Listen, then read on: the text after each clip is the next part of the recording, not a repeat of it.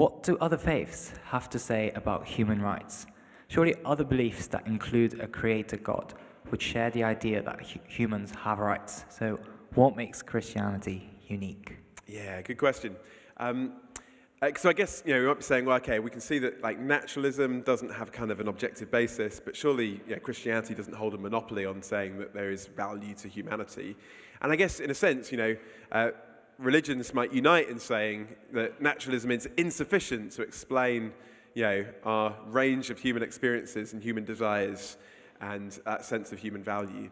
But I think I would say that actually Christianity uniquely, I guess you might say the Judeo-Christian worldview uniquely, talks about humanity created in the image of God.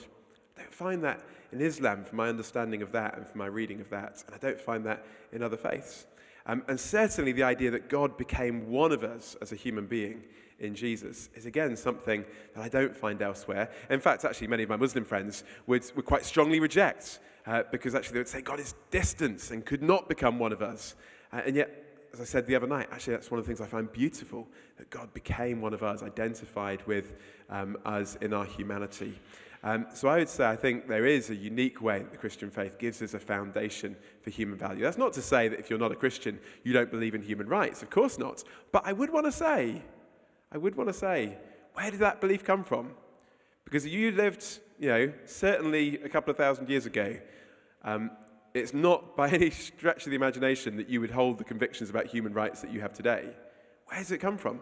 And I think, as Yuval Noah Harari says, as Tom Holland says, not as Christian theologians, but just as people observing the influence of ideas upon history, this idea has come from the Christian faith. And in one sense, it's been so successful because we now forget where it came from and we just hold it as inherently valuable. But actually, I would say it's not obvious in one sense, certainly not from a naturalistic point of view. And I think we do find its origins in what we thought about tonight. Thank you.